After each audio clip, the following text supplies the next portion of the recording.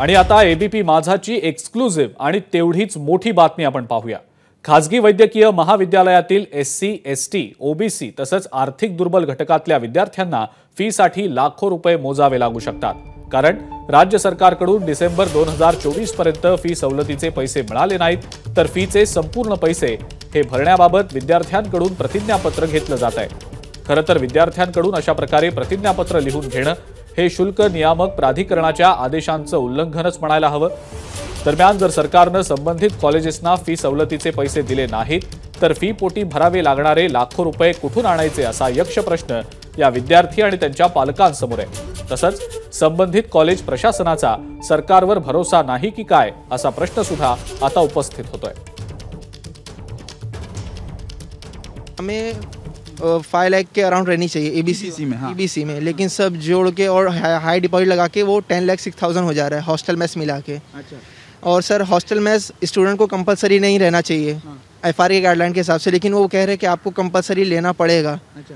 अगर आप बिल्डिंग में बाजू में भी रहते हो कॉलेज की तो भी आपको लेना ही पड़ेगा, कंपलसरी है। और एक नोटिस भी उन्होंने निकाला है कि उसमें कह रहे हैं कि कैटेगरी में हो तभी भी आपको दिसंबर 2024 तक, वो कह रहे हैं कि अगर गवर्नमेंट हमें दिसंबर 2024 तक आपकी 50% हमें भरना है, 50% अगर गवर्नमेंट उन्हें नहीं देती है तो हम पूरी 100% फीस आपसे लेंगे। वो अंडर सर जैसे 4.49 हमारी फीस बन रही है, तो उसका 9,98,000 ये टोटल फीस है सर।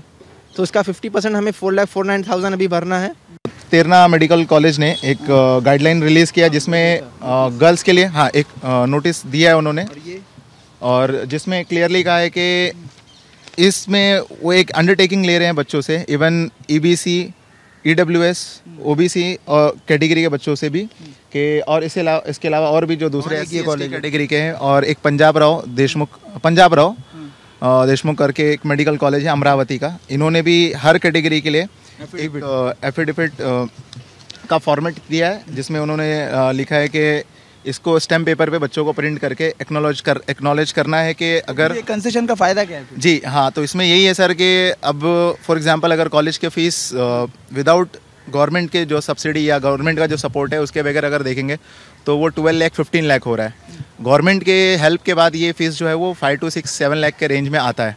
अब अगर बच्चा एक्नॉलेज कर लेता है और फिर 4 महीने 5 महीने के बाद कॉलेज उनको प्रेशराइज करता है, तो फिर इसमें स्टूडेंट के ड्रॉप आउट होने के ही चांसेस है। और इसमें कोई एक पर्टिकुलर कास्ट या कम्युनिटी के बच्चों की बात नहीं है, इसमें एससी, एसटी, ओबीसी, ईडब्ल्यूएस और ईबीसी सारे बच्चों को जो है इसका नुकसान होने वाला है।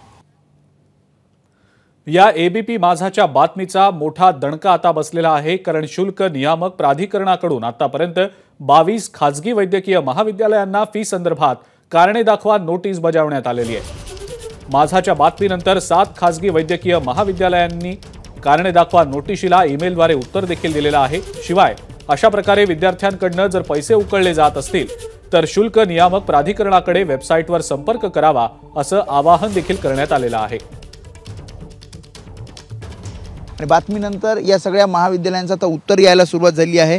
काही मेल तुम्हाला आलेले आहेत आणि काय उत्तर देते कॉलेज आता? नाही, आम्ही जसं स्टुडंट्सचा ग्रीव्हन्स आल्यानंतर आमच्या फीज रेग्युलेटिंग अथॉरिटीमध्ये, तेव्हा आम्ही ताबडतोब त्याच्यावर ॲक्शन घेतलं आणि जे कॉलेजने एक्स्ट्रा आणि डिपॉझिटच्या नावावर एक्स्ट्रा फीज डिमांड केली होती स्टुडंटकडून, त्यांना आम्ही शो कॉस्ट नोटीस दिलं आणि त्यांचा रिप्लाय पण आलेला आहे की असं बोलून की त्या रिप्लायमध्ये लिहिलेलं आहे की आम्ही घेत नाही, पण कसं आहे की स्टुडंटनी आम्हाला इथे लेखी तक्रार दिलेली आहे, त्याच्यावर आता शो कॉस्ट नोटीस दिलेलं आहे, पुढची स्टेप आम्ही घेणार त्याच्यावर।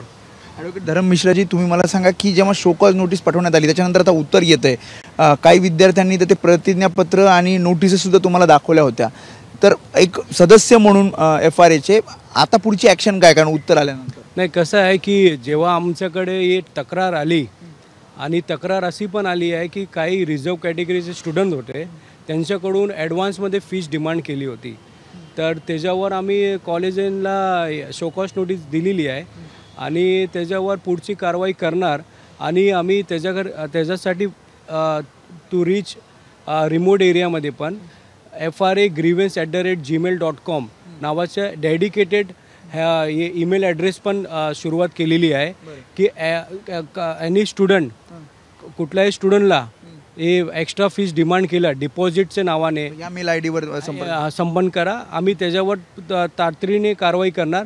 सध्या आम्ही 22 कॉलेजांना शोकॉज नोटीस दिलेली आहे. 22 कॉलेजला 22 मेडिकलचे 22 कॉलेजला. आणि हे लँडमार्क विषय आहे की फीज रेग्युलेटिंग तर किती जणांचे आलेत, किती महाविद्यालय? आता सध्या येत आहे 8 लोकांचे उत्तर आलेले आहे आणि हे लँडमार्क डिसिजन आहे फीज रेग्युलेटिंग अथॉरिटीचा. आणि त्यानंतर तातडीने त्याचं निवारण केलं जाईल. कॅमेरामॅन अरविंद वारगेसह मी वेदांत नेब, एबीपी माझा, मुंबई. संस्था चालकांनी विद्यार्थ्यांकडनं पैसे घेऊ नये अन्यथा कारवाई करावी लागेल असा इशारा वैद्यकीय शिक्षण मंत्री हसन मुश्रीफांनी दिलाय. तर सरकारनं तुम्हाला परवानगी दिली आहे म्हणून तुम्ही कॉलेजेस चालवत आहात याची जाण ठेवा असं मंत्री सुधीर मुनगंटीवार यांनी म्हटलंय.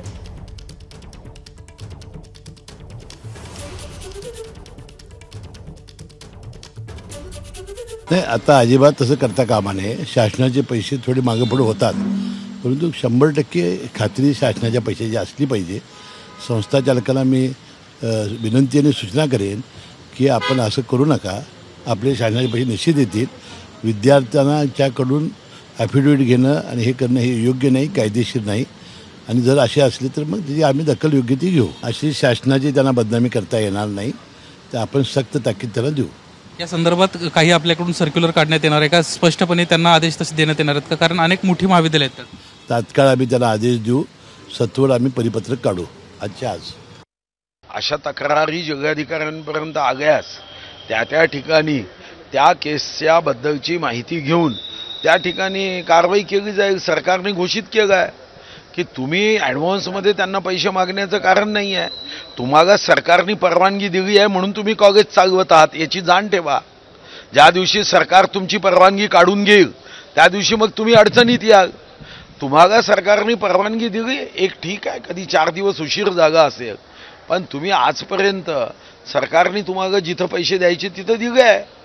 पण काँग्रेसच्या नादी लागून महाविकास आघाडीचं सरकार यावं यासाठी अशा पद्धतीने दृष्टबुद्धीने कोणतेही दृष्ट प्रयत्न करू नका. एबीपी माझा, उघडा डोळे बघा नीट.